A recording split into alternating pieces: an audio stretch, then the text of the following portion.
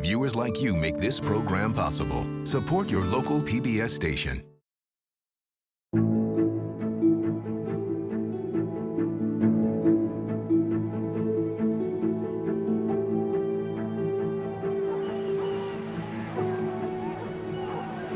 By the fall of 1915, there could scarcely have been an adult in the United States unaware of the controversy over votes for women. It had been circulating on the periphery of the national conversation for 6 decades, and during the previous 5 years had moved decisively to the center, a crusade of the few blooming into a mass movement, their demand for the ballot growing ever more insistent.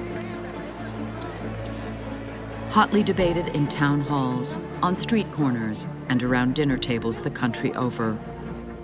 Woman's suffrage had divided husbands and wives, siblings, women one from another, and had aroused vociferous opposition from every quarter of American society.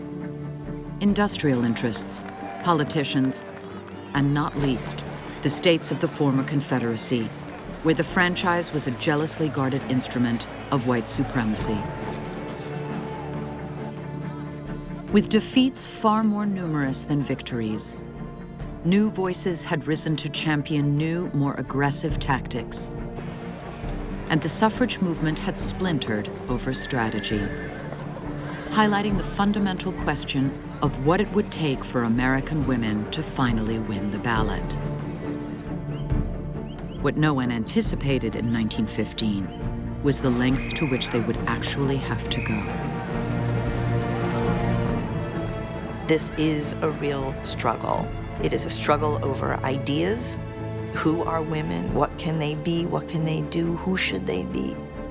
It is a struggle over power. Who gets to say what this nation is and how it does what it does?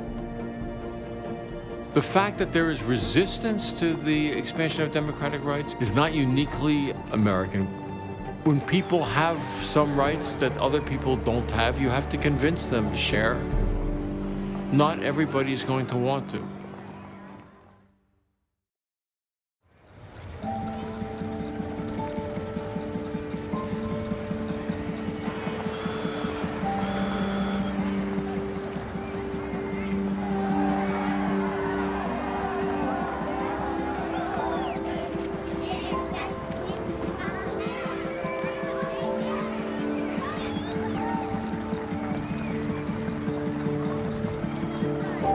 On September 16, 1915, at the Panama Pacific International Exposition in San Francisco, 4 women, virtual strangers, climbed into a waiting car, drove through the fairground gates, and headed east to launch a new phase in the very long struggle for women's suffrage, now in its 67th year and counting. It was close to midnight when they set out. Their final destination, Washington, D.C.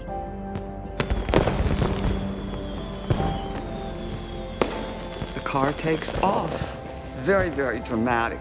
Lights and fireworks, and it's on its way. With few personal possessions, the travelers' cargo consisted primarily of an enormous scroll, which had been gathering signatures at the expo for months.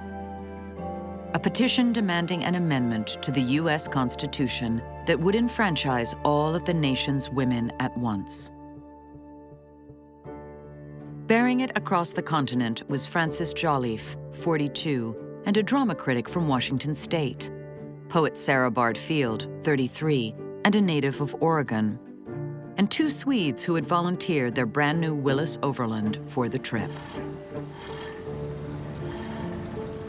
The envoys, as they were called, would be taking a circuitous route, stopping for prearranged rallies, receptions, and press interviews in 48 different cities.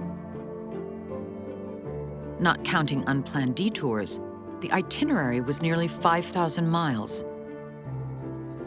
On a good road, with the top up, they'd be lucky to log 20 miles per hour.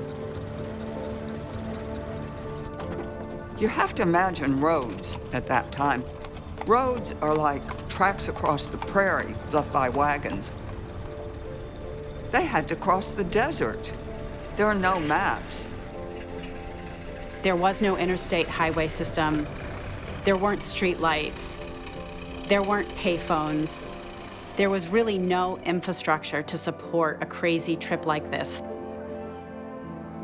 Already by Sacramento, Frances Jolliffe had had enough, leaving Sarah Bard Field alone with the Swedes, one of whom talked incessantly.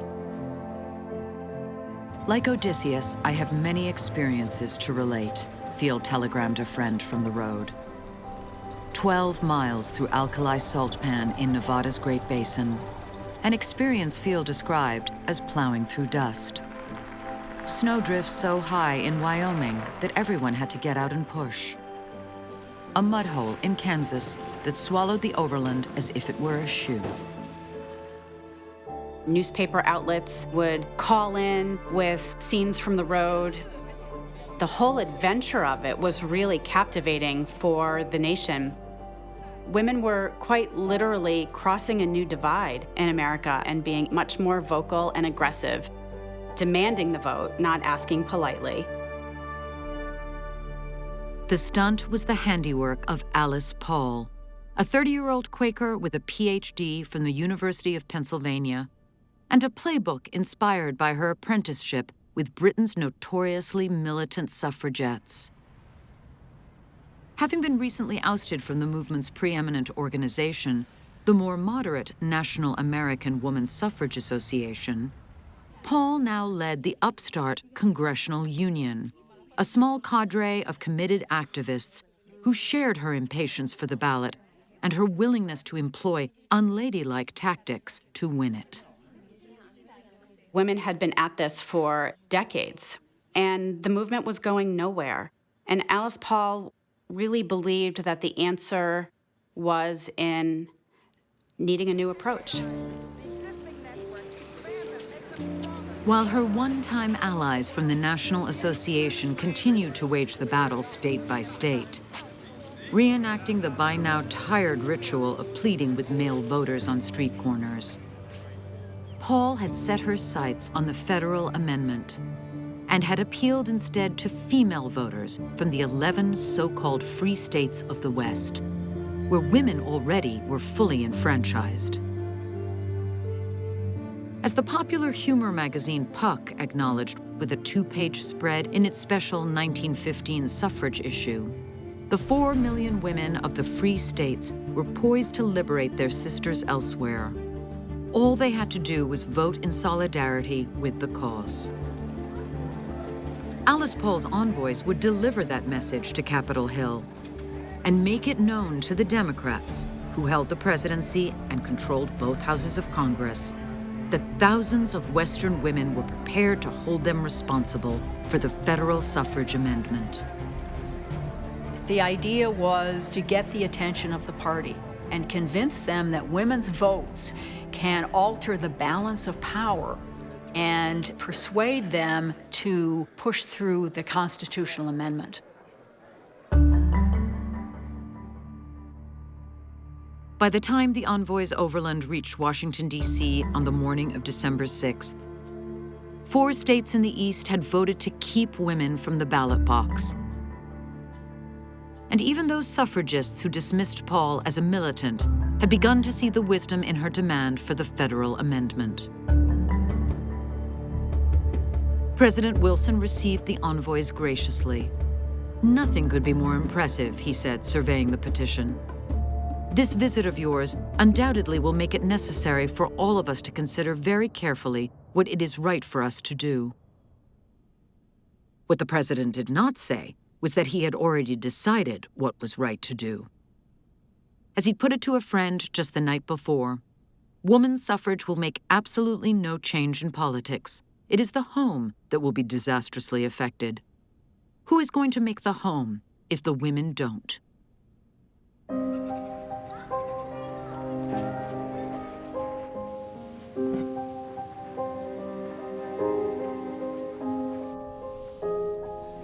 It's hard to get inside the heads of men who were thinking, we don't want to enfranchise our wives. or our daughters. I think that we have to recognize that there are fairly rigid notions of what is appropriate to gender, what is the domain.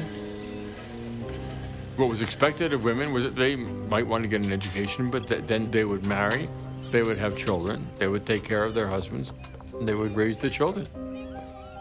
That was their ambit, that was their sphere.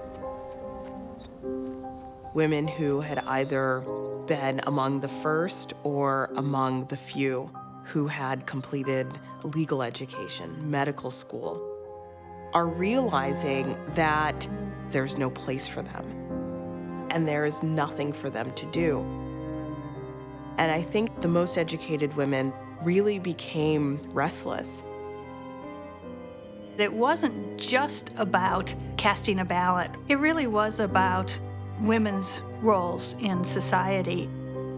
And the suffragists in some ways are in the forefront and saying, we want to do more.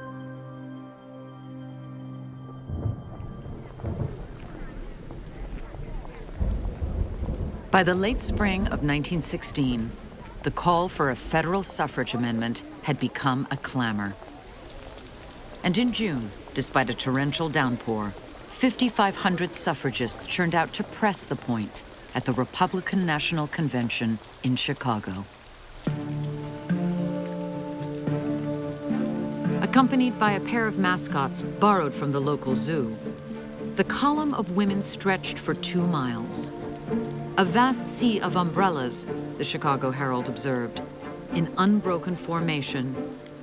Never before in the history of Chicago, probably of the world, has there been so impressive a demonstration of idealism, of consecration to a cause.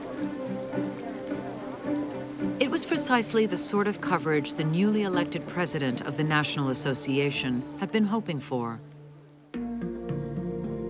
Carrie Chapman Catt was 57, and the crusade for women's suffrage had been the one constant in her life, a thread that stretched backwards through 2 marriages and the deaths of both husbands, through the teaching career that had financed her college education, all the way back to her adolescence in Charles City, Iowa, and the election of 1872.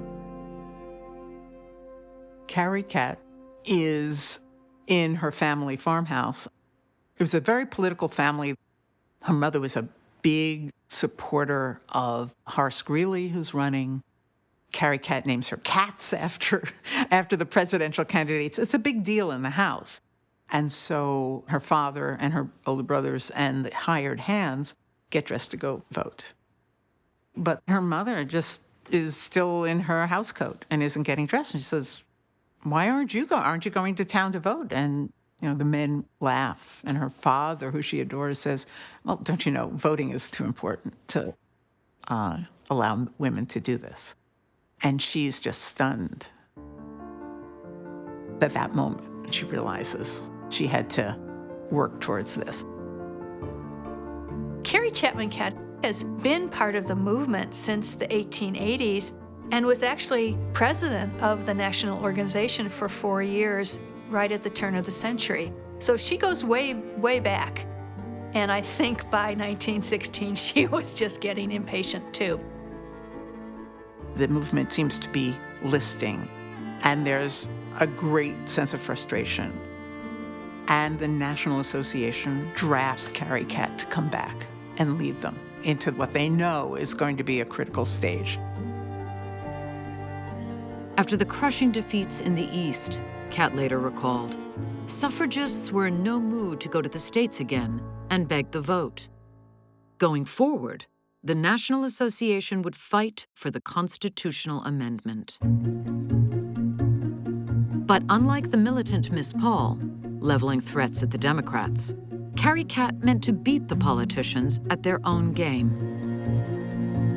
Amending the Constitution seems really very enticing, but it's not easy. You have to get 2/3 of the Congress. That's hard enough. And then you have to get 3/4 of the states. Ratification is by design a very high bar. Catt's opening move was to convince both major political parties to endorse votes for women. and thereby clear the way for the federal amendment. Political parties mattered a lot, and their platforms mattered a lot. What they said were the commitments that they were going to make.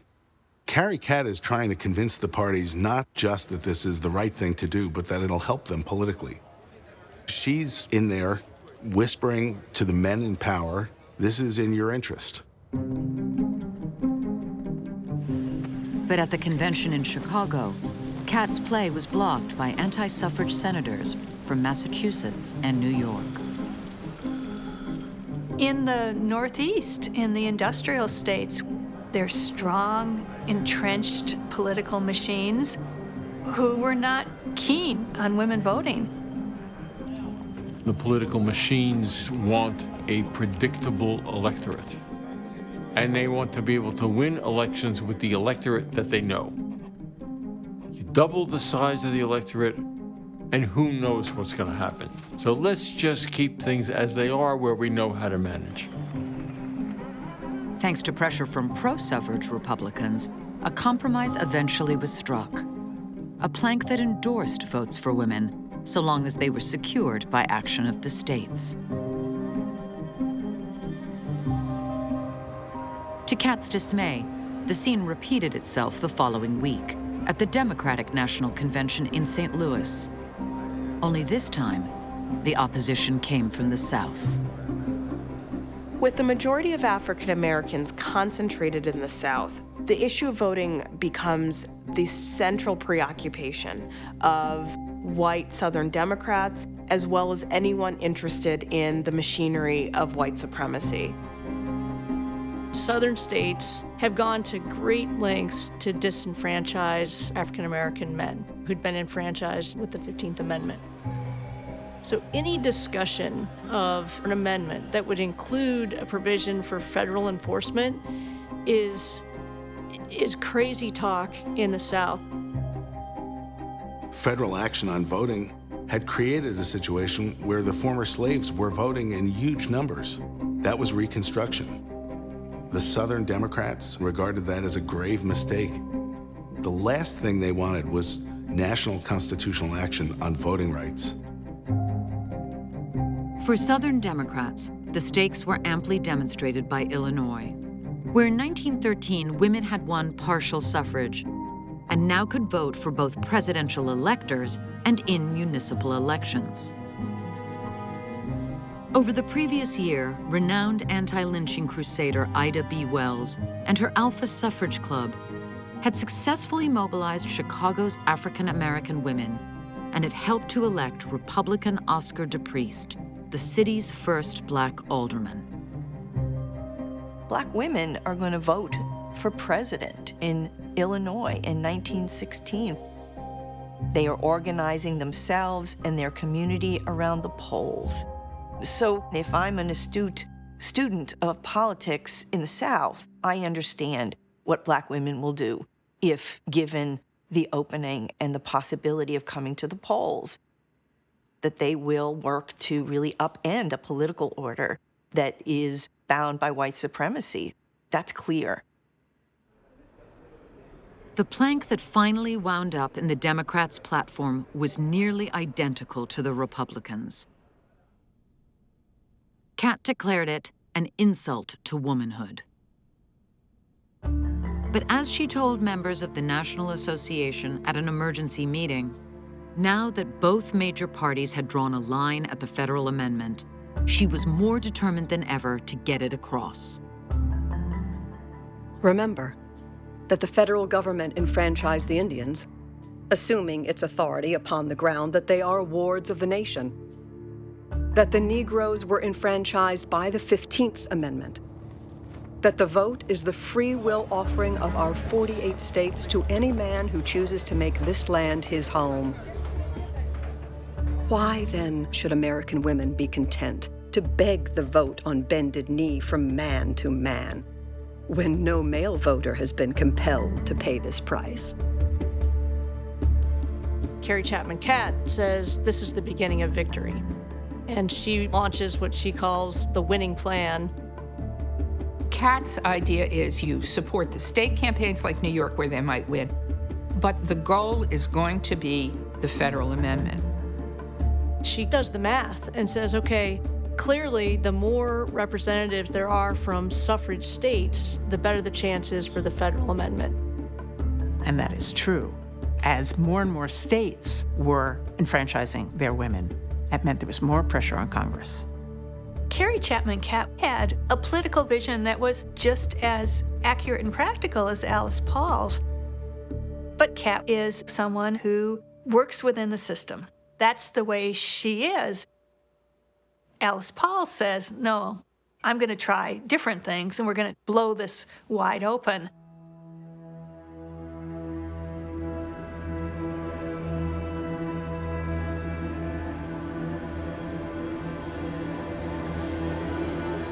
Beyond America's borders in the summer of 1916 was a world fraught with danger.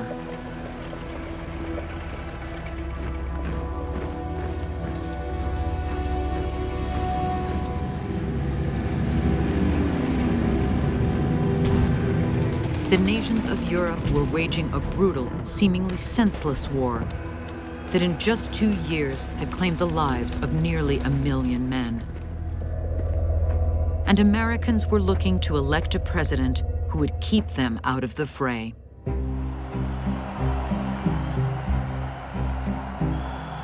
It was shaping up to be a tight race.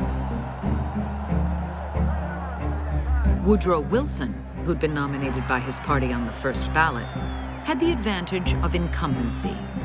But the last Democrat elected to a consecutive second term had been Andrew Jackson in 1832. Already, the slogans were flying, newspapers were opining, and the Republican nominee, New York Governor Charles Evans Hughes, was barnstorming the country, trying to distinguish himself from the competition. They're both sons of ministers, they're both lawyers. Teddy Roosevelt called Hughes the bearded Woodrow Wilson. They were so much alike. And Alice Paul sees an opening here. She thinks she has a real chance to defeat Wilson. After personally paying a call to Hughes in July, Paul managed to extract from him a tight-lipped endorsement of the federal suffrage amendment, though he was careful to qualify it to the press as purely a personal opinion. The Southern-born president, by contrast, stubbornly clung to the states' rights position favored by his party. Wilson knows he's in a battle heading into the 1916 election.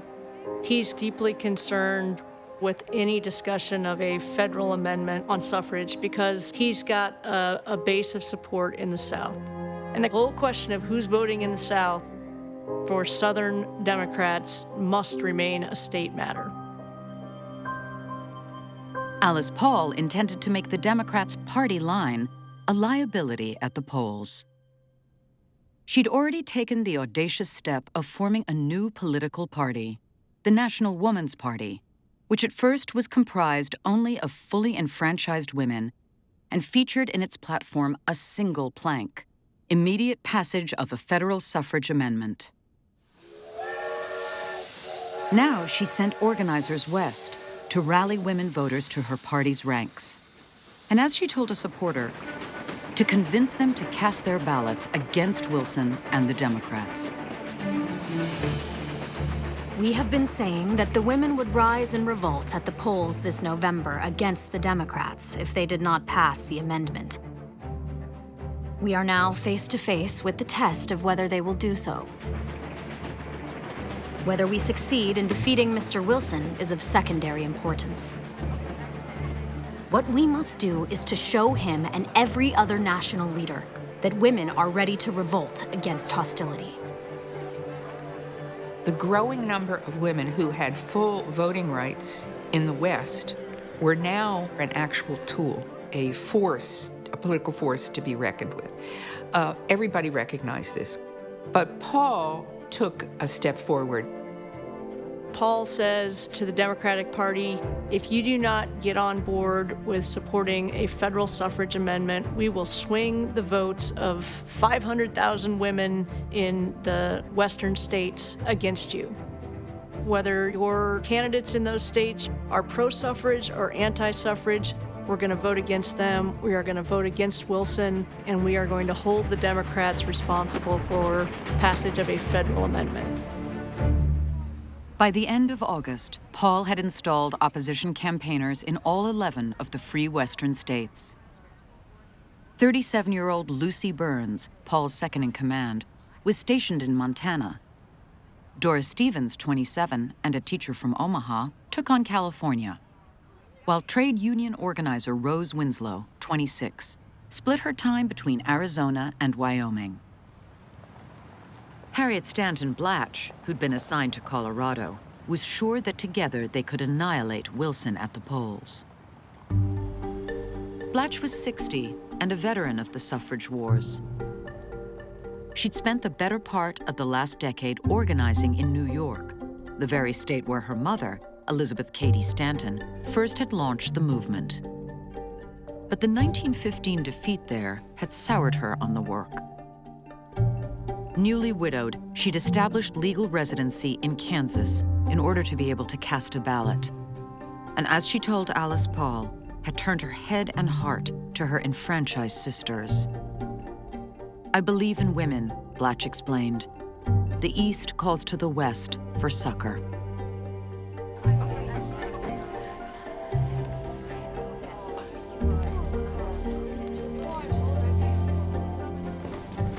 They're equipped with banners and leaflets and copies of the Suffragist. In many places, this is still the frontier. It's very difficult terrain. They know no one and no one knows them. They find that in a number of states where women have the vote, they're just not all that interested in this federal amendment and in this cause of Eastern women.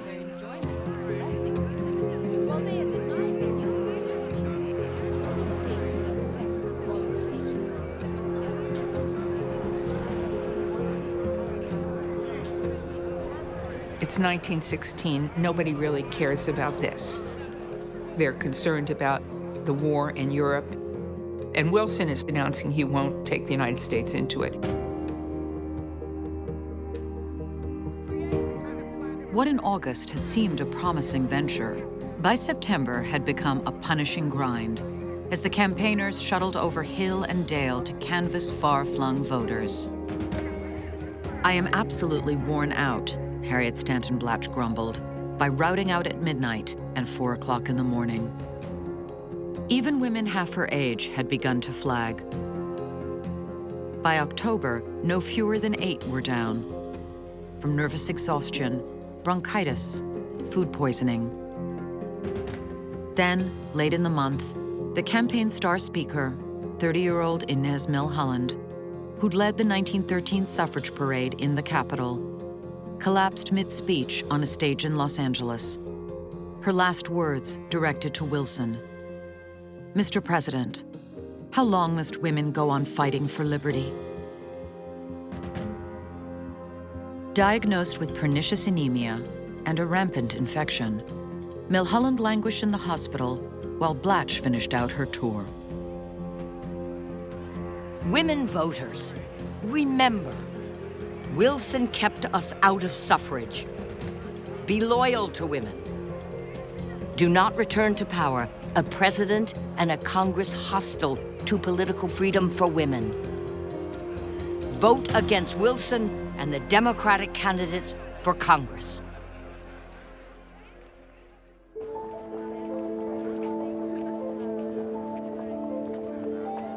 When voters went to the polls on November 7th, they delivered one of the closest elections in American history. Based on incomplete returns, some early editions on the 8th declared for Hughes. By the 9th, those papers were publishing retractions. Wilson had eked out a victory after all. Of the 12 states where the National Woman's Party had campaigned against him, the president had carried 10. The premise of Paul's strategy was that women would be single-issue voters, that they would privilege suffrage above all else. And that strategy turns out to just be incorrect. Compared to the issue of America's entry into the war, suffrage was way down on the list. The Western campaign didn't have a huge impact, but it really opened people's eyes to the lengths to which Alice Paul was willing to go to keep the momentum going. 2.5 weeks after the election, Inez Milholland died in California, and Alice Paul immediately resurrected her as a martyr for the cause, emblazoning the cover of The Suffragist with Milholland's likeness and a verse from the Battle Hymn of the Republic. As he died to make men holy, let us die to make men free.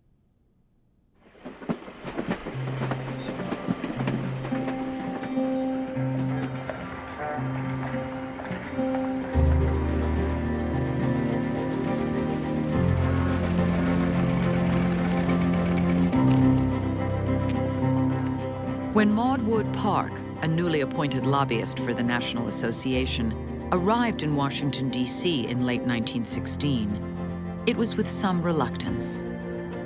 "I am afraid I am too much a reformer and too little an opportunist," she told Carrie Chapman Catt, "to be of use in Washington."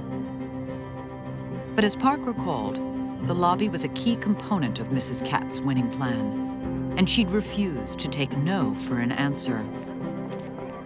The suffragists have knocked on doors, they've had rallies, they've had marches, but they also have to convince legislators, political men who have their own agendas, who have their own constituencies to meet their needs. That federal amendment's been kicking around Congress for 40 years. They got to get it out of there. Park had been selling women's suffrage to skeptics for her entire adult life. One of only 2 women in her 1898 Radcliffe graduating class to support votes for women, and appalled by her generation's apathy, she'd gone on to found the College Equal Suffrage League, which by 1908 boasted chapters in 30 states. She was no less tenacious when it came to politicians. Back home in Massachusetts, she'd once trailed a state legislator into a saloon to secure his pledge for woman's suffrage. But Capitol Hill was alien terrain. The briefing she received on the task ahead left her, she later said, so scared by the number of mistakes which it was possible to make. I wondered whether I should ever have the courage to open my lips to speak. Maud Wood Park really hadn't spent any time in the nation's capital until that point. She had to teach herself how Congress worked, and I think she was at first a little surprised at how dysfunctional it was, how things didn't get done, and how people seemed to be spending an awful lot of time not doing anything at all. But she's the kind of no-nonsense person that would just think, okay, what are we going to do about this? From the National Association's new headquarters on Rhode Island Avenue, Park now would oversee more than 24 volunteers from 16 different states and guide their efforts to push the federal amendment through Congress, one legislator at a time, all of them men. Washington insiders called it the front door lobby. The word lobby already had a negative association. Lobbyists were corrupt people who bribed politicians in back rooms. What was so unusual about the suffrage lobbyists is that that was not the way they operated. They were going to go in through the front door, and they were just going to sit down and make the case. Maud Wood Park trained a whole corps of lobbyists. She taught them how to approach congressmen. One of the things you always did is before you went into a congressman's office, you knocked, lest he be in a compromising position. Keep the door open, make friends with the secretary, and when you're done, go into the ladies' room and write down all your notes. They keep very detailed records on every legislator in Congress. They know who his enemies are, they know who his friends are, they know who his donors are, they know the skeletons in his closet, and they'll use it if necessary. Just sweetly, just mention that they know it. And then just keep at it. Keep coming back. Not get discouraged. Don't nag them, but just don't go away. During the month of January 1917, Park's lobbyists met with 326 members of the House, 20 of them on more than one occasion. The reports on the interviews, read in bulk, could be dispiriting. Polite but positive, against woman suffrage. Believes that woman dwells apart from man in her nature. Maintains that Illinois is the only place east of the Mississippi where there will ever be women voting. Still, by the end of the month, the lobbyists had gained a total of 11 new supporters. Small result after 4 weeks of work, Park acknowledged, but nevertheless, progress. Becoming active in the suffrage movement changed women. It taught them capacities, taught them how to run organizations, how to run political campaigns, what it was like to collaborate with other women. It got women to do things they didn't think they could possibly do.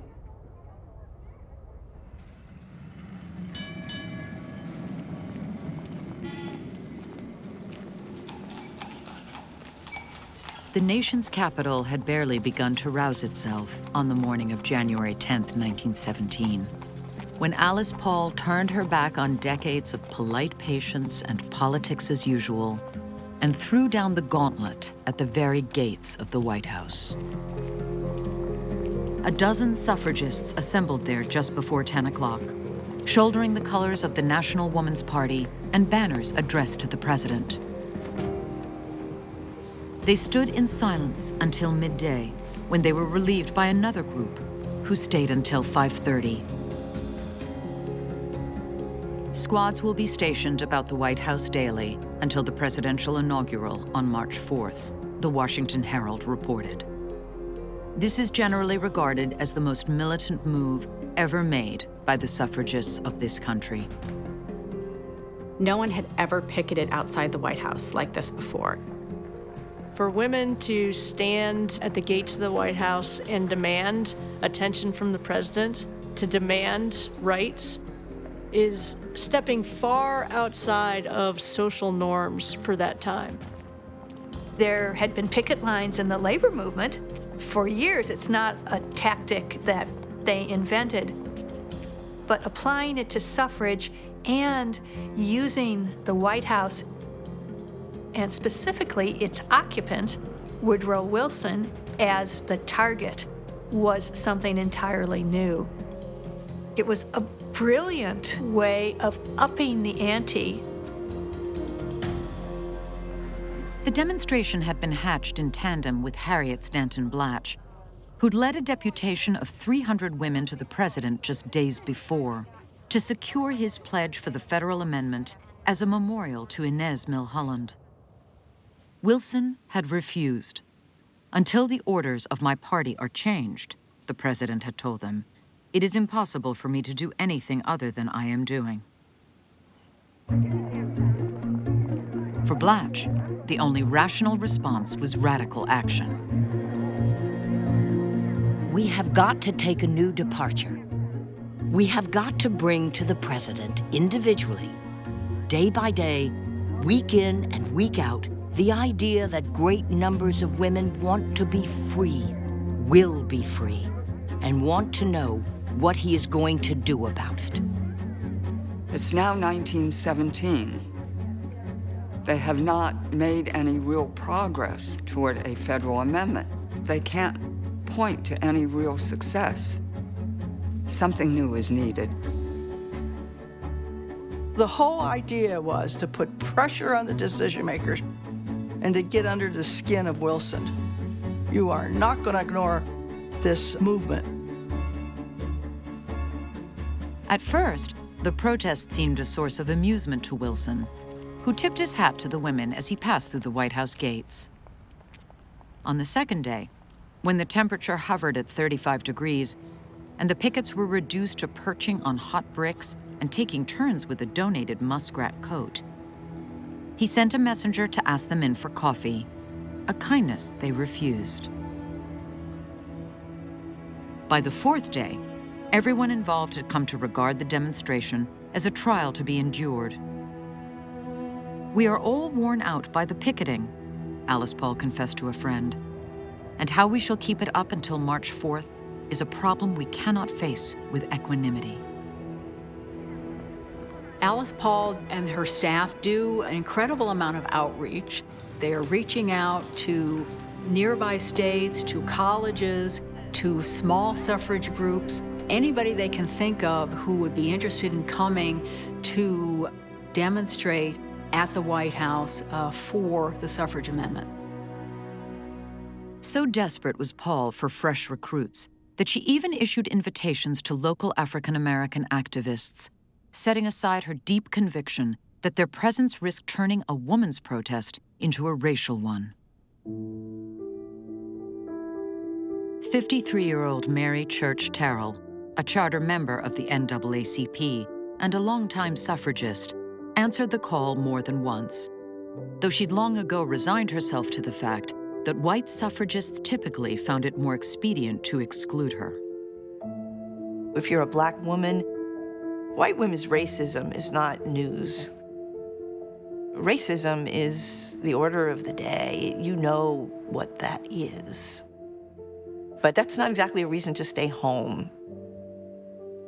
African American women understood that the right to vote was yet another tool to try to dismantle the structures that were still in place even after the end of slavery, and to ensure African American safety and perhaps prosperity. So Mary Church Terrell was willing to join white women's protests to the extent that she believed it would ultimately deliver the vote for black women. For every show of solidarity, however, there was a defection. Paul was bombarded with letters protesting the picket, resignations, cancellations of the suffragist, even a plea from her mother to call off what she described as the undignified annoying of the president. Instead, the vigil continued, day in and day out, usually 6 days a week. By way of explanation, Paul offered an analogy. If a creditor stands before a man's house all day long demanding payment of his bill, the man must either remove the creditor or pay the bill. Alice has never lost her focus on Woodrow Wilson. In all of these years, it's always been about Woodrow Wilson, and it's still about Woodrow Wilson, the man in the White House.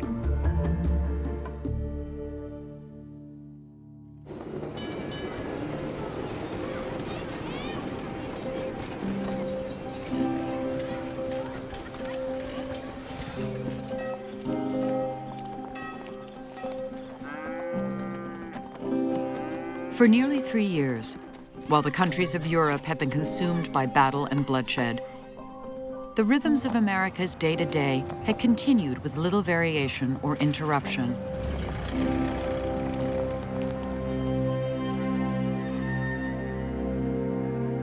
It therefore came as something of a shock when in early February 1917, Wilson answered Germany's ongoing aggression at sea by severing diplomatic relations. As lobbyist Maud Wood Park remembered, the importance of the slogan, "He kept us out of war," and the re-election of President Wilson had led to the belief that the United States would never be involved in the conflict. Overnight, it seemed, the shadow of the Great War fell upon Washington. The probability of war gave suffragists some difficult choices. Were they going to put the idea of gaining suffrage aside for the duration of the war, or were they going to persist in the suffrage struggle, or were they going to try to juggle both things? For Carrie Chapman Catt, the choice was a bitter one. Like many suffragists, she was a lifelong pacifist and believed that women, once they voted, would put an end to war. Just 2 years earlier, she'd helped to found the Women's Peace Party and had been advocating ever since for disarmament and mediation in Europe. But if American women refused to back their country now, she reasoned, they could hardly expect the country to back them. Carrie Chapman Catt is a pragmatic politician. If she has to make a choice, suffrage is going to be the priority for her, and she's willing to sacrifice principle in other areas to move forward that agenda.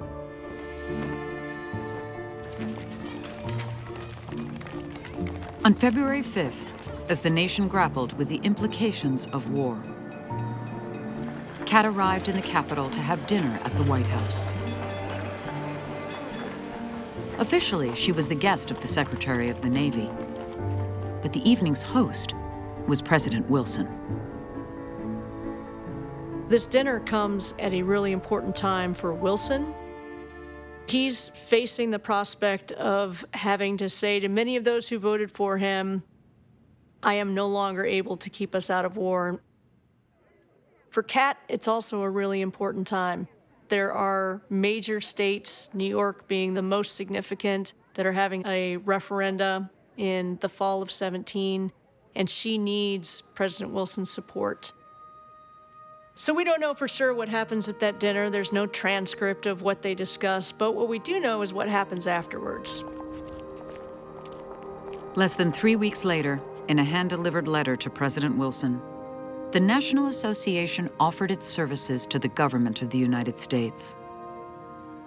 Although it was made clear that work on behalf of suffrage would not be set aside, the commitment to Wilson was unequivocal. In the event they should be needed, and insofar as we are authorized, we pledge the loyal support of our more than 2 million members. Carrie Catt takes the approach that if we can prove to Wilson that American women can be trusted, are citizens, are patriots, are willing to step up, are willing to support him, then maybe we can slowly turn him around. She also makes one of the great compromises of her life, and she's kicked out of the Women's Peace Party. She is snubbed by her fellow pacifists. And she does this because she feels this will help gain support for the federal amendment. Alice Paul, for her part, expressed no support for the war.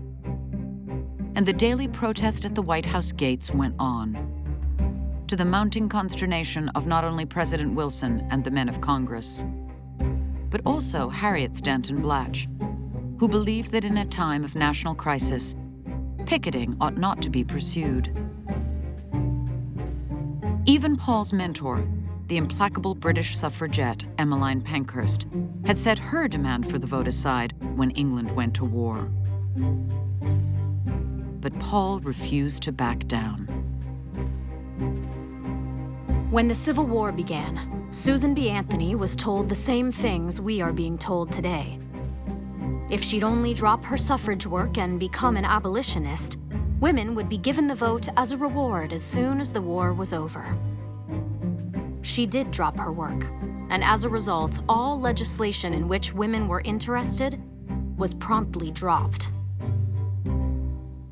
Alice said, I am not going to make that mistake again.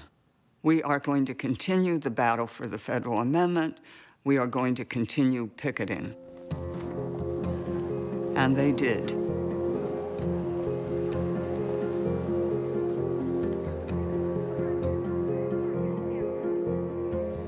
The pickets remained at the White House gates all through February.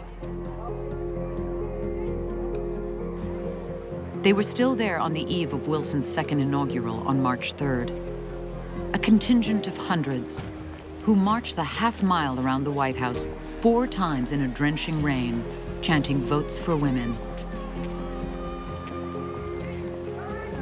And when President Wilson asked Congress for a declaration of war on April 2nd, the pickets took up their vigil once more. By then, the battle lines within the suffrage movement had been clearly drawn. Paul on one side, Kat on the other.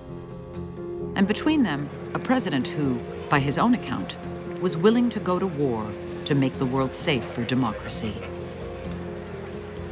Kat and Paul are very similar in many ways. Both have these incredibly persuasive personalities, and they are decisive and focused once they've made decisions. So it's interesting that 2 women, both totally devoted to the same ultimate goal, take such different and antagonistic paths to get there.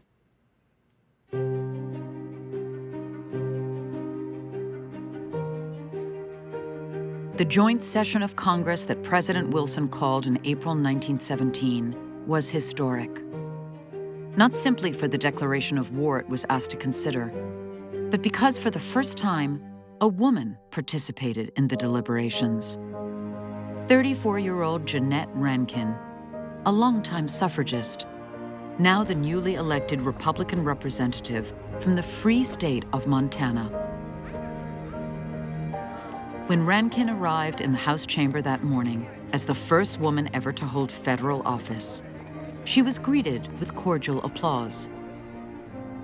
After taking the oath of office, she reintroduced the woman's suffrage amendment and made history again, as the first of her sex to sponsor a bill in Congress. And in the hours before dawn on April 6th, Rankin held fast to her pacifist convictions and voted against sending American sons and husbands to the killing fields of Europe. Although 50 others voted with her, Rankin's dissent made no difference. And the nation woke that morning to the prospect of imminent war, a prospect many suffragists regarded as an opportunity.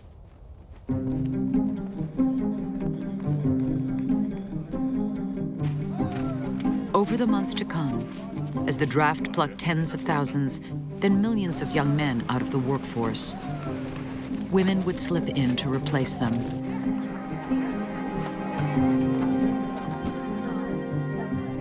They took jobs in foundries, oil refineries, blast furnaces. They manufactured explosives and armaments, tools and airplane parts, uniforms for the armed forces. As Harriet Stanton Blatch put it, when men go a-warring, women go to work. War compels women to work. That is one of its merits. Blatch said one of the dirty secrets of war is that it's good for women.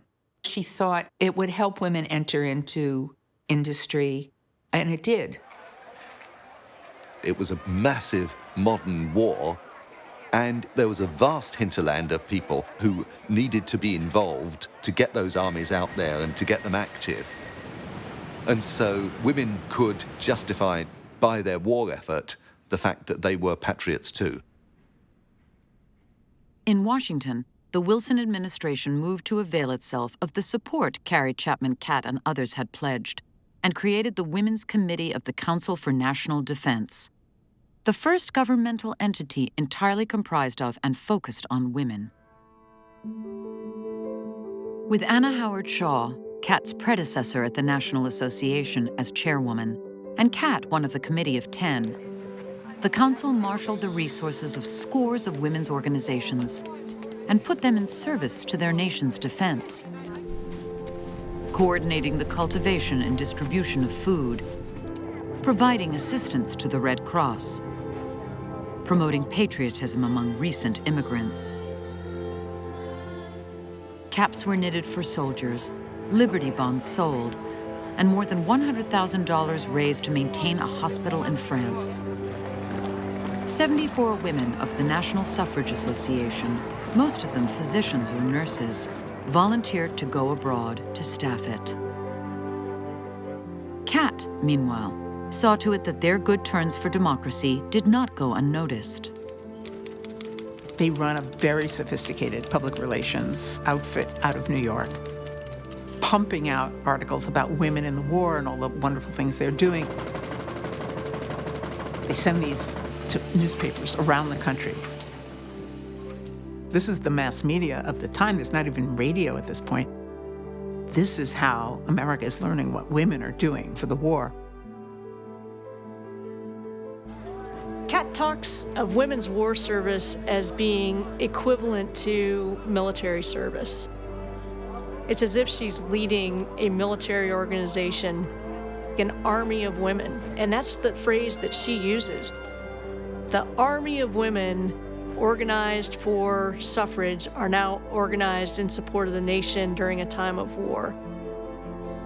The argument going back to the revolutionary period was, if you carry a musket, you should have the right to vote. It was there in the Revolution, it was there in the War of 1812, it was there in the Civil War. Women weren't carrying guns in World War I, but they're making the argument that they are critical to the war effort, and thus the right to vote should be extended to them.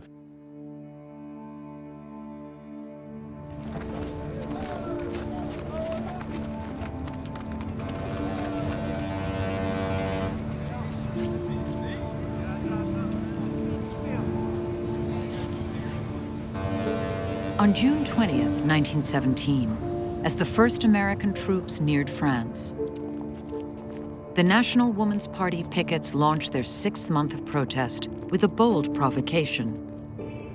A banner fully 10 feet wide, addressed not to the president, but to a party of Russian diplomats, who motored through the White House gate, as expected, just moments later. They say we are a democracy. Help us win a world war so that democracies may survive, the banner read. We, the women of America, tell you that America is not a democracy. Wilson unwittingly had given the women a great gift when he said, "This is the war so that the world will be made safe for democracy." Essentially, they're calling Wilson a liar. How can you call America a democracy when 20 million American women cannot vote? The visiting Russians would later express support for the demonstration. But to the hundreds of government workers milling about on their lunch hour, it smacked of treason. Within moments, 2 men, one wielding a knife, set upon the pickets and tore the banner from its frame. Once America enters the war, everyone was expected to do their part. They were supposed to be good patriots. They weren't supposed to be questioning the president.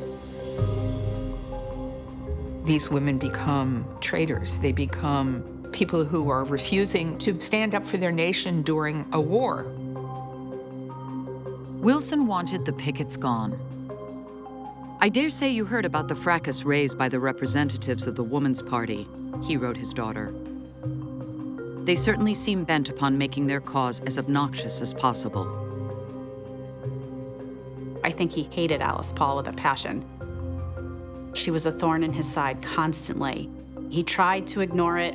He made the women think he was ignoring them, but you know he was peeking through the curtains to see what they were up to. Something has to be done, and it's very difficult because nothing the women are doing has changed. They're still standing on this rather wide sidewalk, holding up banners. It's the conduct of the people watching them that has changed. The district police moved quickly to shut the vigil down. At first, pickets were arrested when they reached their posts, spuriously charged with obstructing traffic, then released to await a court summons that never came. But after making 27 arrests in just 5 days, the authorities began to bring the women to trial. Some were paid suffrage organizers, long active in the movement. Some were new recruits. They were teachers, nurses, and munitions workers, as well as daughters and wives of the socially prominent. Given a choice between a fine and freedom or a brief stint in jail, most chose jail. The kind of women who were on the picket lines were generally white, middle-class women who never would have been arrested. It just would have been incomprehensible. But a lot of them, I think, just decided this was something they felt they had to do. They were coming from a great distance, many of them without telling their families what they were going to do. So it galvanized the troops around Alice Paul. She had this single-minded quality of commitment, believing that anything could be done. There were no obstacles. And so she called out the best in them. She insisted that they do what was necessary, and they did. And once that decision was made, nothing would stop them. As soon as they're out of jail, they're back out on the picket line the next day. Across America, the outrage mounted. Week by week, editorials denouncing the protest filled so many column inches that Carrie Chapman Catt felt compelled to launch a campaign of clarification, stressing that the National Association, which represented the vast majority of suffragists, did not support the picketing. When Paul's forces begin to be arrested, that's when Catt loses it. I think she disagrees with it personally. She feels it's insulting to the president, but she also feels, more importantly, that it is a terrible policy to engage in and will hurt suffrage. Catt and the National become even more attractive to Wilson because they've got the dramatic foil of the Women's Party working for them. And once Catt's made it clear to Wilson who she and the National are, as in contrast to the National Women's Party, he's sort of driven even more into their arms.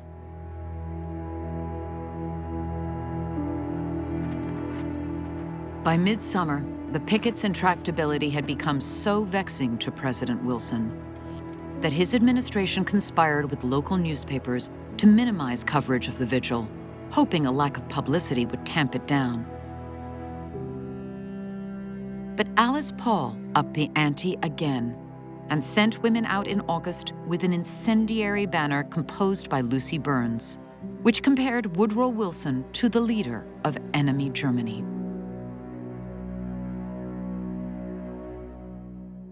Several days of near riots followed, as again and again, pickets with identical banners were attacked by furious mobs. Women were knocked down, kicked, dragged across the pavement. At one point, a crowd of several thousand, mostly government clerks, soldiers, and sailors, swarmed the Woman's Party headquarters, hurling eggs and stones. A bullet was even fired through a balcony window. Although police did little to quell the violence, the arrests continued apace.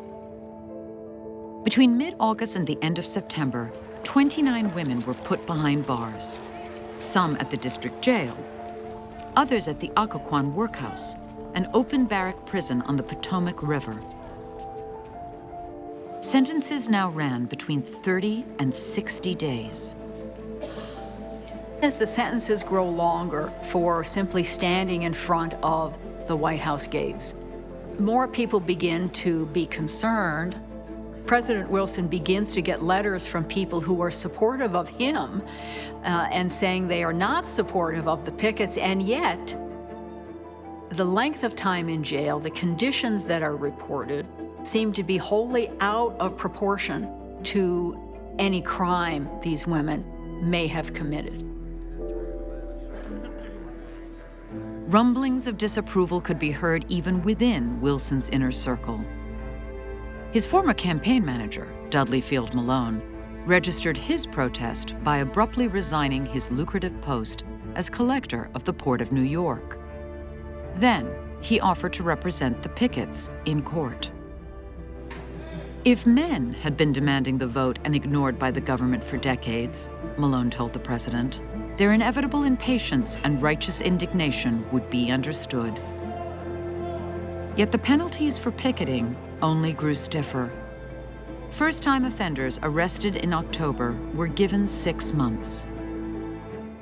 Alice Paul got more. Dear Mother, I have been sentenced today to 7 months imprisonment. Dora Lewis is going on with the work in my place and will be at headquarters. Please do not worry. It will merely be a delightful rest. With love, Alice.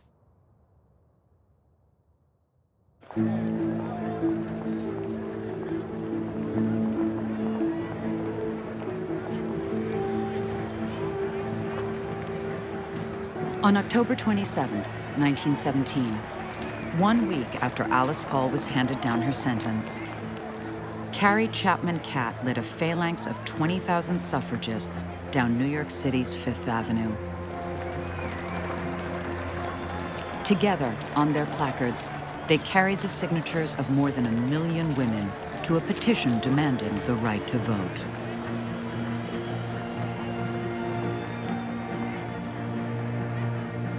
The afternoon was chilly, but spirits were high. In 10 days, New York voters would go to the polls to determine whether or not the women of the state should be permitted to join them. And the marchers were confident their claim could not be denied. Women have worked very hard for the war effort. They've repaired trains. They've actually kept the transportation system going. They have raised crops. They're feeding the troops in Europe. They're feeding the Allies. How are you going to tell these women they're not entitled to the vote? It had been 4 decades since the woman's suffrage measure first had been brought to the New York legislature, and the one and only popular referendum ever held in the state in 1915 had been bitterly defeated. But Carrie Chapman Catt had been working 12 to 14-hour days all year, with her winning plan always in her sights. Carrie Chapman Catt was looking at 36 states. We need ratification by 36 states. She was focused on lobbying members of Congress. She was meeting with Woodrow Wilson to try to win him over. Catt puts a lot of stock in Wilson's support, and she cultivates that relationship with him. Over the course of 1917, Catt and Wilson exchanged 30 letters. Almost every other week, they're writing back and forth to one another. She's counting on him to weigh in with governors and legislators in key states. Though the president remained staunch in his opposition to a federal amendment, he'd obligingly thrown his weight behind Catt's state campaigns.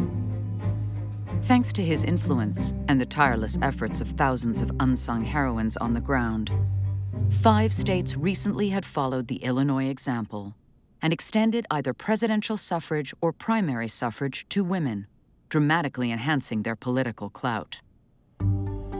A victory in New York, the most populous state in the country, would add as many as 45 pro-suffrage votes in Congress. And the National Association had pulled out all the stops to secure them. For months on end, suffragists had tramped over the nearly 50,000 square miles of the state, collecting signatures door to door. An enormous campaign coalition had been built, comprised not only of working class and immigrant women, but also, crucially, African American women, many of whom had been actively working for the ballot for years. Through black women's clubs, equal suffrage leagues, the NAACP, and who were able to tap a population of male voters too sizable to ignore. When we focus on the national story, we see the near impossibility of black and white women working in tight and equal coalition with one another. But in a place like New York City, things are possible that are not possible on a national scale. And when African American women see an opening, they are prepared to mobilize their clubs into real political power. Most promising to Catt was the continued return on her investment with President Wilson. who publicly expressed his hope that the people of New York will realize the great occasion that faces them on Election Day and respond to it in a noble fashion. Tammany Hall, the powerful Democratic machine that dominated New York City politics, was quick to follow Wilson's lead, and on the eve of the election, reversed its longtime opposition to women's suffrage.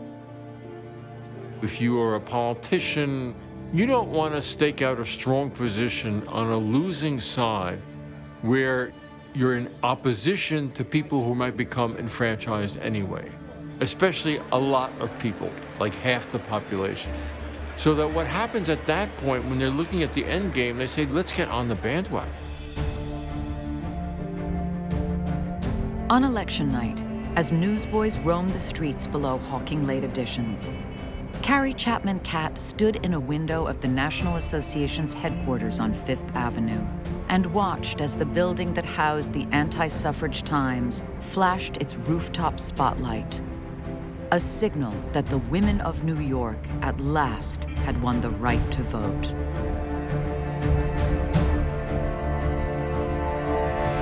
At a victory celebration the next day, before an auditorium packed to the rafters, Catt opened her remarks with the words, "Fellow citizens." What came next was drowned out by cheers. But Catt had no time for jubilation. She'd already turned her mind to what lay ahead.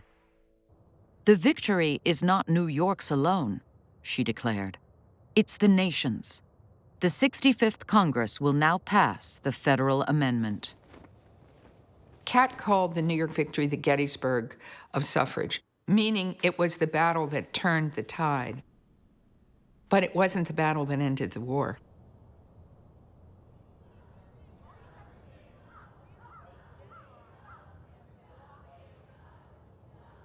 Word of the triumph in New York likely did not reach Alice Paul, who'd been behind bars for more than 2 weeks at that point. On her second day in, she'd incited her fellow suffrage prisoners to rebellion, encouraging them to fling shoes, tin drinking cups, whatever they could lay their hands on, through the high windows, just as she'd done 8 years earlier in a London jail. For that, she was placed in solitary confinement, cell door bolted round the clock. No mail, no visitors. However gaily you start out in prison to keep up a rebellious protest, it is nevertheless a terribly difficult thing to do in the face of the constant cold and hunger of undernourishment. By the end of the second week, the daily ration of worm-riddled pork and dry bread had left Paul so feeble she had to be transferred to the jail's hospital. There, she decided the time had come to declare a hunger strike, another tactic she'd mastered during her time in the British suffragette army. Hunger strikes are now an understood way of drawing publicity to a movement that's otherwise up against a political power that they can't stop. They were being arrested repetitively, and she needed to do something to break the cycle. And a hunger strike was, yet again, taking it to the next level. Paul refused nourishment for 3 days. On the 4th, she was carted by stretcher to the psychopathic ward, tied down, and force-fed a mixture of milk and eggs through a tube shoved down her throat. This she would endure twice daily so long as she remained in jail. Alice Paul is singularly focused, almost to the point where you could characterize her as a zealot for suffrage. She is, by all accounts, an absolute force of nature. Once she's made a decision on a strategy, she believes in her heart and in all of her actions that she's doing the right thing.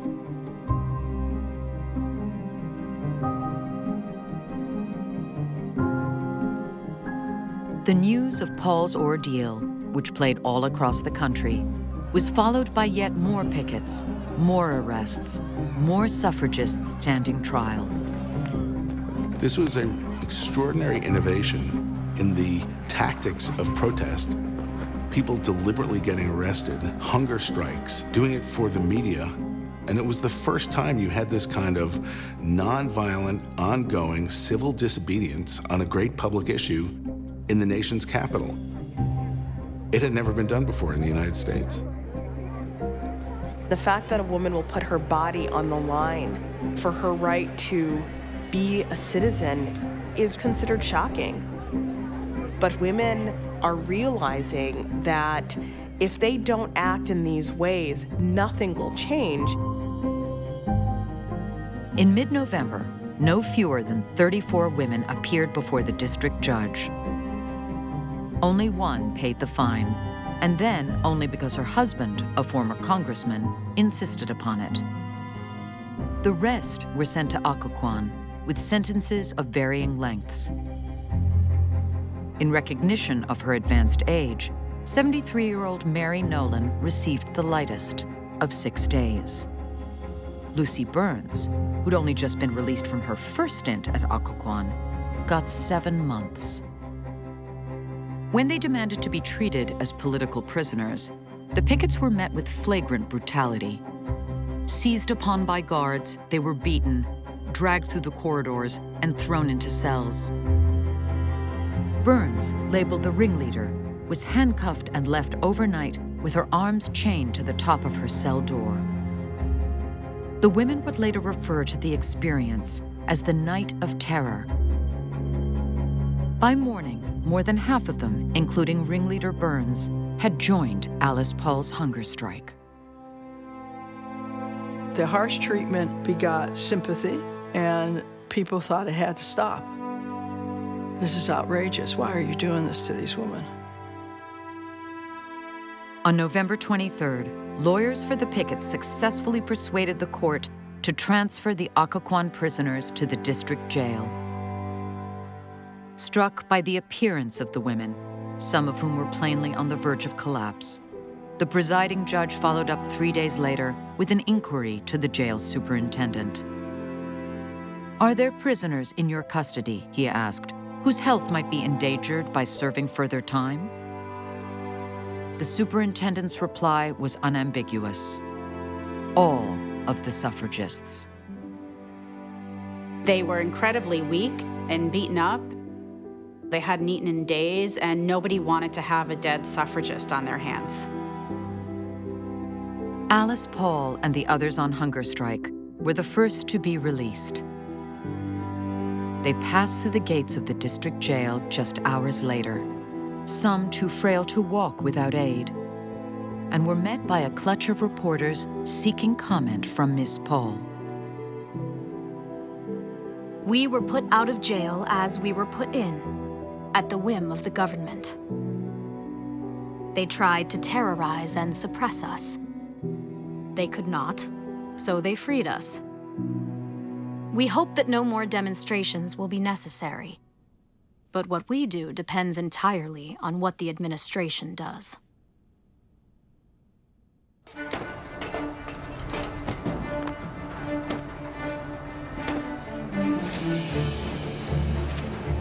The news broke 6 weeks later in headlines from coast to coast. With the House of Representatives finally set to vote on the federal suffrage amendment, Wilson had met privately with a dozen key Democrats and had urged the amendment's passage, calling it an act of right and justice. Early on, if you were going to put money down on whether or not Wilson would become a fierce advocate, going to personally plead with Congress on behalf of the federal women's suffrage amendment, that would not have been a good bet. But things changed pretty significantly by the middle of his second term. Just days before, in what would come to be called his 14-point speech, Wilson had outlined his plan for the end of the Great War and his grand vision for a lasting peace. But if he were to have any hope of achieving it, he'd need to keep control of Congress. Wilson is doing whatever he possibly can to try to help Democrats win in the 1918 midterm elections. And one thing that is going to be used against them in state after state is their opposition to suffrage. I don't think he, at heart, changed his mind about where women's place was. But over time, between Carrie Chapman Catt and Alice Paul, he became convinced of the political expediency for himself, and more importantly for his party, of putting through the constitutional amendment. By late morning on January 10th, 1918, it was standing room only in the House, with nervous suffragists counting and recounting their too-close-to-call tallies. When at last the clerk announced the final vote, 274 in favor, 136 opposed. A mad cheer went up from the galleries. The amendment had passed the required 2/3 majority by a single vote. As exultant suffragists made their way through the Capitol corridors and out into the streets, crying and singing hymns, few could doubt that Wilson's last-minute support had made a difference. What accounted for his conversion was less clear. Carrie Catt believed that it was her slow cultivation, her slow political seduction of him, proving American women deserved the vote, proving their patriotism through wartime, proving their citizenship. And Alice Paul claims credit because she embarrassed him in the eyes of the world by calling him a hypocrite. They were both right. You could make the argument that Catt and Paul were almost working in tandem, and that if you didn't know better and if you didn't know the level of animosity that existed, you might think that this was actually a strategy. This is not unusual in social political movements. What happens is that there is a split off of a more militant wing, and there are severe disagreements about tactics and strategy. But the upshot of it is that the two efforts work very well together, where the more militant wing is really pushing things forward and shifting the agenda and calling a lot of attention, but it makes the mainstream seem much more acceptable. The reality is, the moderate looks moderate only because somebody out there is making a fool of themselves or pushing in the line a little further. If not, they're the radical. When Alice Paul's boisterous troops returned to the Woman's Party headquarters, flush from the House victory, they found Miss Paul was already there, bent over her desk. 11 votes to win before we can pass the Senate, was all she said.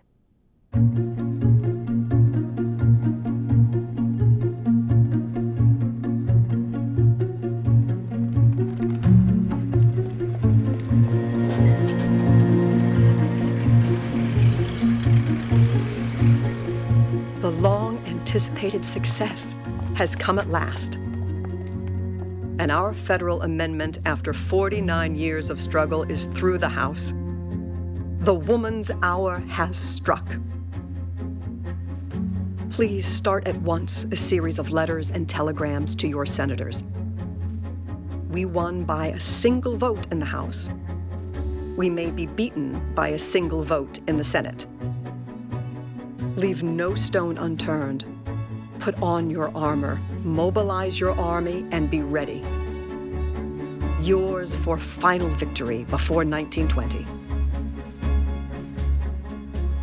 When she wrote to her lieutenants in early January 1918, Carrie Chapman Catt was confident they'd make short work of the Senate. So much so that she had a new dress sewn for the ratification campaign in her favorite shade of blue. But week after week, the dress went unworn. Prohibition, the 18th Amendment to the U.S. Constitution, had sailed through both houses of Congress just before the new year. But on the suffrage amendment, the Senate refused to budge. A vote scheduled for March was blocked by opponents and delayed until May, then delayed once more. It wasn't until September that the bill finally came to the floor for debate. And by then, no one was more anxious for it to pass than the president. The end of the Great War was finally in sight, the German army all but defeated, and Wilson, intent on dictating the terms of the peace, was looking to boost his credibility abroad. America, having built itself up as a power, was now assuming a role as a world leader. But America was no longer a world leader in terms of democracy. The US was actually falling behind other comparable countries, like Russia and Germany and the United Kingdom, who had all enfranchised women before America did. There's this perception that Wilson is working against as he prepares to negotiate the peace as the beacon of democracy, that he lacks some moral foundation. And so he's working to get that liability off of his sheet. We have made partners of the women in this war, Wilson insisted to the Senate on September 30th. Shall we admit them only to a partnership of suffering and sacrifice and toil, and not to a partnership of privilege and right? The president's appeal changed not a single vote. The next day, the suffrage measure failed, with more than half of the nays coming from Southern Democrats. The federal woman suffrage amendment, Senator Underwood of Alabama argued, would be the final overthrow of the very life and integrity of these state governments. Southerners were very frightened of black women getting enfranchised. You know, the senator from Mississippi said that'll be the end of white supremacy if black women get the vote. Tillman of South Carolina says black women are more aggressive than even men at the polls. We can't allow them to be enfranchised. Wilson cannot convince Southern senators to change their position. The calculus for them is different than it is for him. They can be outflanked on the right in their home states if they appear the least bit soft on the issue of white supremacy. Echoing a widely held view, one columnist pronounced the amendment dead in the 65th Congress. Nevertheless, the suffragists persisted. Even as the war came to an end in November 1918, and Wilson departed soon after for Paris to negotiate the peace, they continued protesting. Only now, instead of merely throwing the president's words back at him, the women set them ablaze across from the White House in Lafayette Square. They kept on organizing and educating, lobbying and canvassing, until, as Carrie Chapman Catt said later, the struggle filled their days and rode their nights. The ongoing work in the states, carried out by women of diverse ages, backgrounds, and ethnicities, had expanded the suffrage column by 3 in 1918, bringing the total number of states in which women could vote in national elections to 21.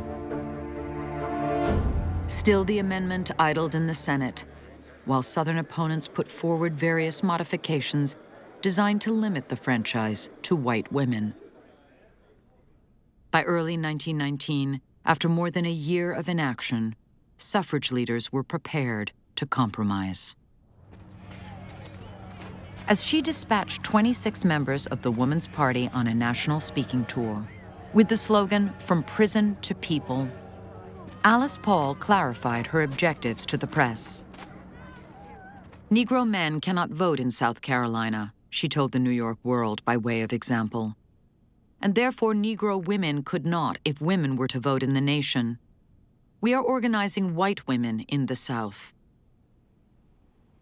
Alice Paul is one of those people who believed that anything other than suffrage would dilute and diminish the issue. And so in some of these meetings where there are black women, They would talk about how they wanted to deal also with race as a part of this, and she said, absolutely not. This struggle is going on at the same time that the nation is resolving still the Civil War. How? By jettisoning Black Americans from the story and from the actual political culture. So maybe we shouldn't be so surprised that some American women come to that same notion of a compromise, which is that African Americans might be dispensable for other kinds of goals. But African American suffragists refused to be sidelined, and spurred by a complaint from Mary Church Terrell, the NAACP issued a formal resolution condemning Alice Paul's remarks. The 6,000 members of the Northeastern Federation of Colored Women's Clubs, meanwhile, applied for membership in the National Association, fully expecting to be told that the timing was not advantageous. When Carrie Chapman Catt, through the National Secretary, begged them to withdraw the application for the sake of the amendment's passage, the Federation's president, Elizabeth Carter, readily agreed, on the condition that the National pledged to stand for the amendment as originally drawn, without modification. The Northeast Federation of Colored Women's Clubs realizes that they need to keep the issue of race within this conversation of women's suffrage. And so they are forcing women at the front of the suffrage issue to really kind of confess their sins. And it's strategic, and it's an act of disruption, as well as a challenge to organizations that had been poised to ignore Black women.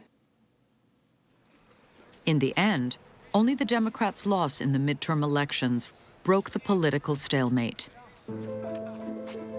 And it was a new Republican-controlled Congress that finally passed the federal woman suffrage amendment, exactly as written more than 40 years before. The measure squeaked through the Senate at last on June 4th, 1919, with a scant 2 votes more than the required 2/3 majority. It wasn't like the men of the political process woke up one day and said, you know what, this is the right thing to do. It was won by inches. Perhaps the most important thing that that says to us is the democratic advances have not been achieved in this country by everybody standing up and shouting and agreeing. There has always been a strong opposition to the enlargement of democratic rights. When the legislation had been first introduced in the Senate in 1878, it was meant to be the 16th Amendment to the U.S. Constitution. More than 4 decades on, it was leaving Capitol Hill as the 19th. Given what still lay ahead, few suffragists paused to mark the accomplishment. As one remembered it, they simply made a beeline for home to start the campaign for ratification.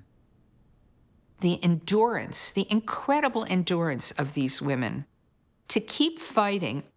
There actually is no single reform movement that focused on one single goal. Nothing like it exists in American history.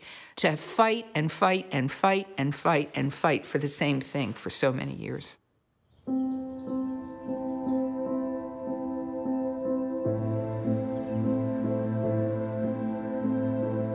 After years of militant protest, the image was at least improbable. Alice Paul, needle and thread in hand, patiently stitching satin stars to a flag.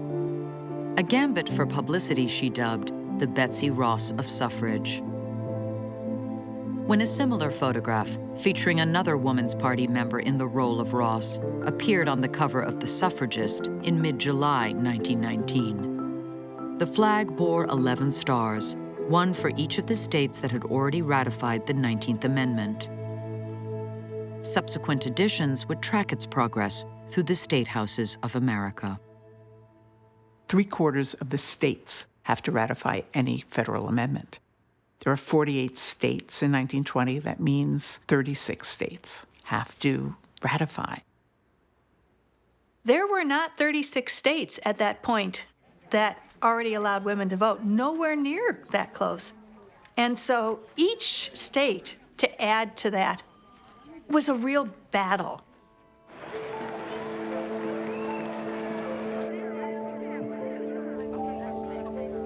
In capitals both north and south, from Boston, Massachusetts to Austin, Texas, the decades-long struggle was reenacted once more. Governors asked to call special sessions dug in their heels. Legislators debated and wavered. And organized anti-suffrage women, who for years had been distracted by the war in Europe, surfaced once again to plead that their sex be left out of the electorate.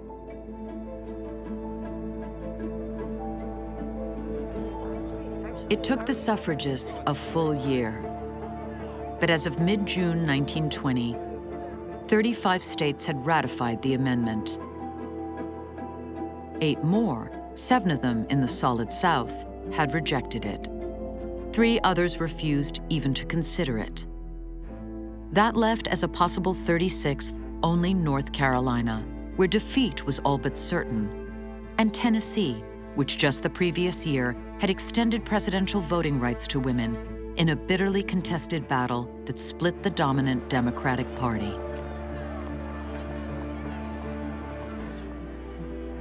Tennessee's Governor Albert Roberts at first refused to call a special session. Then, in late June, came a wire from President Wilson, who pressed the governor to deliver the final state so that the Democrats could take credit for it. Roberts, who liked to say that Wilson was his Moses, compliantly set the date for Monday, August 9th. The suffragists do not want to stage this in Tennessee. Tennessee is a border state. Part of it had actually supported the Union during the Confederacy, but it's still a southern state, and it's still a terrible place to have to put all your marbles for the last possible ratification. There is a presidential election looming in the fall, the first election since the end of World War I, and a time when the whole world is realigning, and America is going to have to make big decisions about its role in the world. The suffragists want to be part of this, and they've come to the very threshold. So Tennessee becomes the last hope for both the suffragists and the anti-suffragists. It's the last stand.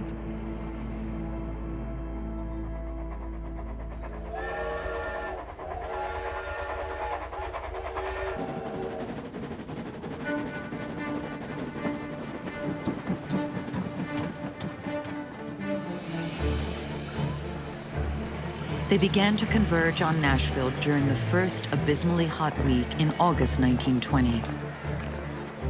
Suffragists and anti-suffragists, legislators, lobbyists, reporters, all of them primed for the final showdown.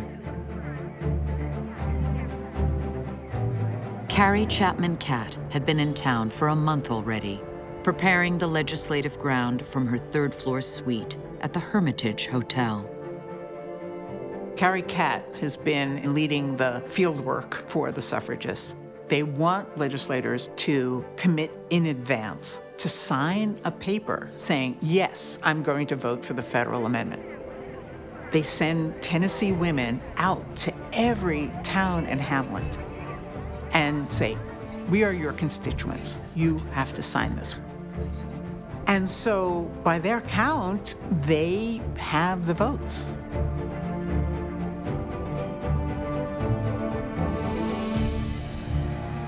But now, as new arrivals crowded into town, Catt had a dark sense of foreboding. The anti-suffragists also have their headquarters in the Hermitage Hotel. And you have the corporate lobbyists and the politicians who have come in from all over the country. And they're also staying in the hotel. Even though prohibition is already in effect, they open what they call the Jack Daniels Suite. on the 8th floor, a 24/7 speakeasy where liquor is dispensed morning, noon, and night to any legislator who will come up and listen to the arguments why they should vote against suffrage. And there's money being passed. There's threats being made to get them to change their vote.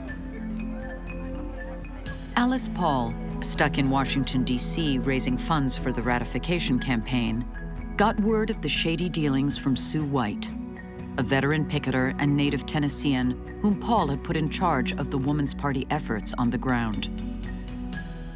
"Nobody will say how bulk of Republicans will vote," White wrote Paul. "Some reports antis using money. Wish greatly you were here." At noon on Monday, August 9th, the pounding of gavels brought both the Tennessee Senate and House to order and set in motion one of the most contentious and chaotic legislative sessions in the history of the Republic. Employing a series of procedural hijinks, purposeful clerical errors, resolutions to delay, maddening adjournments, opponents of the amendment first managed to stall the Senate vote until Friday, leaving legislators with little to do all week but mingle at the Hermitage. Carrie Catt convenes her suffragists and says, okay, how many of these legislators are susceptible to bribes? Yes, we have his pledge, but is it reliable? And what they find is those pledges begin to get reneged. By the time the Senate passed the amendment, 25-4, the vote in the House had been postponed. Worse still, Speaker Seth Walker, who had originally pledged aye, had double-crossed the suffragists and vowed to bring with him as many House members as he could muster. Tallies made Friday night indicated ratification would fail by 2 votes. It was a trying weekend, with drunken legislators wandering the halls of the Hermitage and weary suffragists keeping watch over their pledged delegates, lest any one of them slip away. The suffragists see the erosion of their support, and they know that it's other influences that are coming to bear. They realize they don't have the votes. They're probably going to lose. Carrie Catt realizes that she's been working for this cause for 30 years, and this may be it. This may be the end.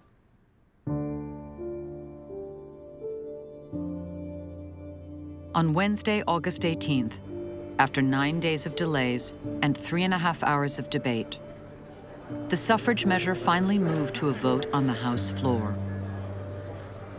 In the galleries, anxious women reviewed their tallies, 2 votes shy of the required majority.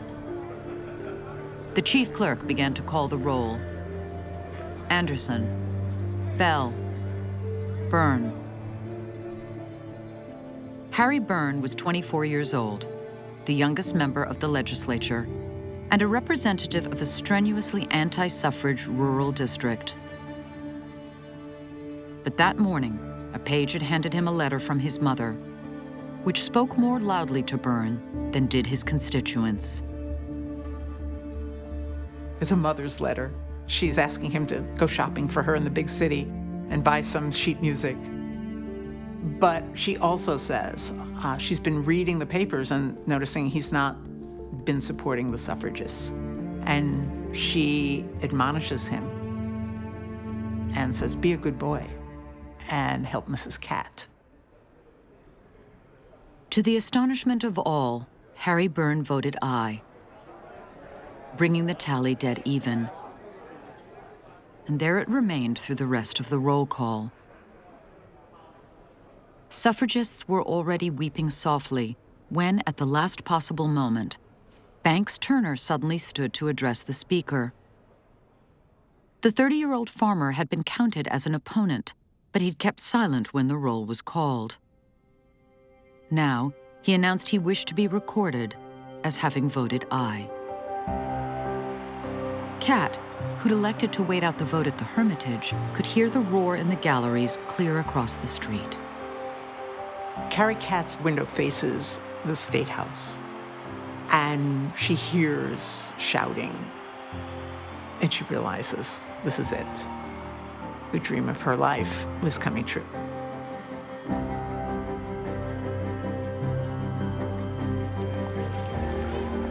Outside the State House, Harry Byrne paused to exchange congratulations with Banks Turner and the suffragists, but only briefly, having fled the torrent of insults in the House chamber through a window in the clerk's room.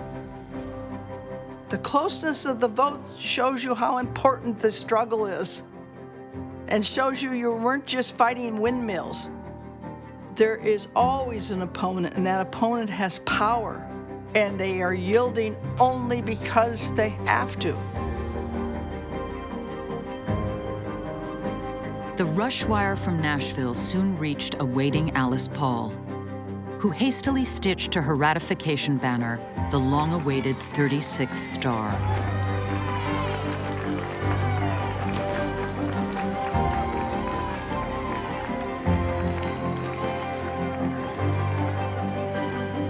Eight days later, on August 26, 1920, 72 years after the movement for women's suffrage first stirred into being, Secretary of State Bainbridge Colby certified the 19th Amendment to the U.S. Constitution, and with his seal enfranchised 26 million women of voting age.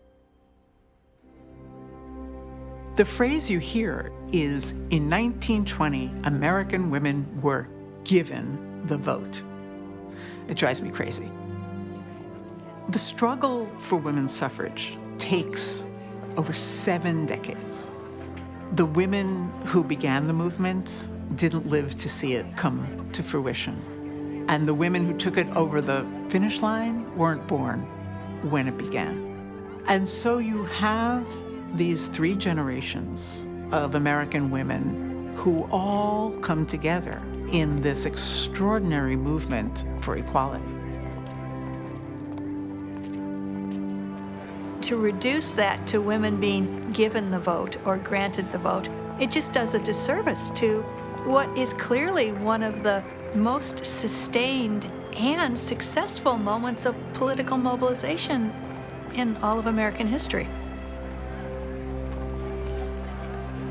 It wasn't just given to them. Women fought for the right to vote, and they won the right to vote.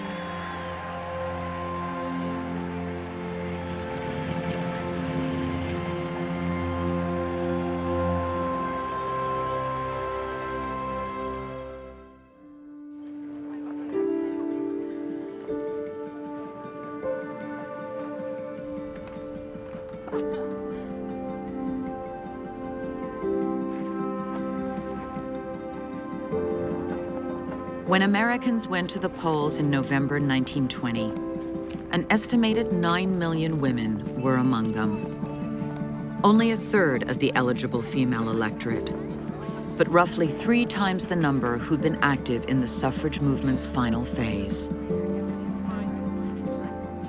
Many were African Americans who had eagerly registered to vote wherever they were able, from Massachusetts and Maryland to Ohio. But elsewhere, as one journalist observed, Black women had the right to vote in name only. Denied access to the polls by individual states, as Black men throughout the South had been, on grounds not specifically prohibited by the U.S. Constitution, many thousands of African American women and other women of color would remain disenfranchised for decades yet to come. If we're talking about fairness and equality and democracy, the whole idea of reform is to do away with as much discrimination as one can. You might not be able to do it all at the same time, but you gotta go for it, and you have to envision it. Votes for women, as everyone who'd agitated for them well knew, had merely forced open a door. It is incredible to me, Alice Paul remarked in 1921, that any woman should consider the fight for full equality won. But thanks to the 19th Amendment and the decades-long struggle that had secured it, that fight had at least finally begun. What the 19th Amendment meant for American democracy is hard to overstate. Half the population winning the vote is a tremendous step towards this young country, America, finally achieving the equality that Thomas Jefferson wrote about in the Declaration of Independence, a huge step towards America achieving its potential. Anytime you bring more people into full citizenship, you create new standards and new expectations for what a nation can do. And so the 19th Amendment meant that the concerns of women were important. When you enfranchise half the population, you're stripping away the argument that this is a privilege, this should be exercised by only certain kinds of people. The 19th Amendment is absolutely critical to the affirmation of voting as a right. The fight over the right to vote has never just been about ideals. It's always been about power and who has it and who doesn't want to give it up. We're still fighting over who has that power. And that fight to vote is the central story of American democracy. It's about who we are as a country and who gets to decide what the policies of the government are.